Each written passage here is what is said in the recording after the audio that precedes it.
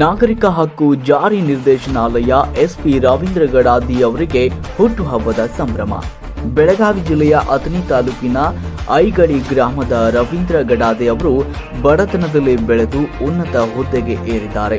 ದಕ್ಷ, ಚಾಣಾಕ್ಷ ಅಧಿಕಾರಿ ಹಾಗೂ ಬೆಳಗಾವಿಯ ಡೈನಾಮಿಕ್ ಎಂದೇ ಖ್ಯಾತಿ ಪಡೆದಿರುವ ಖಡಕ್ ಡಿಸಿಪಿ ರವೀಂದ್ರ ಗಡಾದಿ ಅವರ ಹೆಸರು ಕೇಳಿದ್ರೆ ರೌಡಿಗಳಿಗೆ ಚಳಿ ಜ್ವರ ಬರುತ್ತೆ, ಅಪರಾಧಿಗಳಿಗೆ ನಡುಕ ಹುಟ್ಟುತ್ತೆ.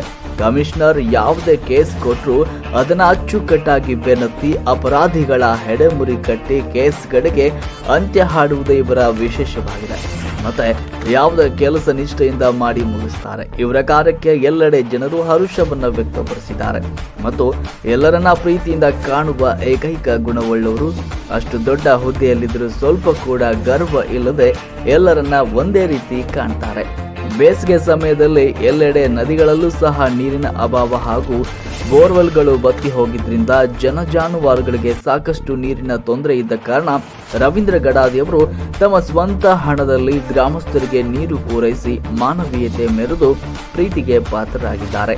ರವೀಂದ್ರ ಗಡಾದಿ ಸರ್ ಅವರಿಗೆ ಹುಟ್ಟುಹಬ್ಬದ ಶುಭಾಶಯಗಳನ್ನು ಕೋರುವವರು ಪ್ರಶಾಂತ್ ರಜಪೂತ್, ಮಹಾಯುದ್ಧ ಪತ್ರಿಕಾ ಮಾಧ್ಯಮ ಮುಖ್ಯ ಕಾರ್ಯನಿರ್ವಾಹಕರು ಹಾಗೂ PSR ಅಂತಾರಾಷ್ಟ್ರೀಯ ಮಾನವ ಹಕ್ಕುಗಳ ರಕ್ಷಣಾ ಸಂಘದ ರಾಷ್ಟ್ರೀಯ ಅಧ್ಯಕ್ಷರು.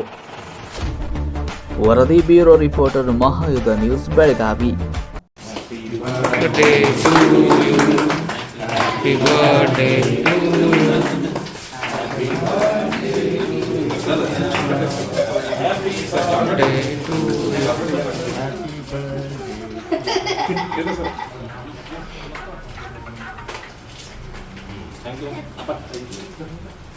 Thank you.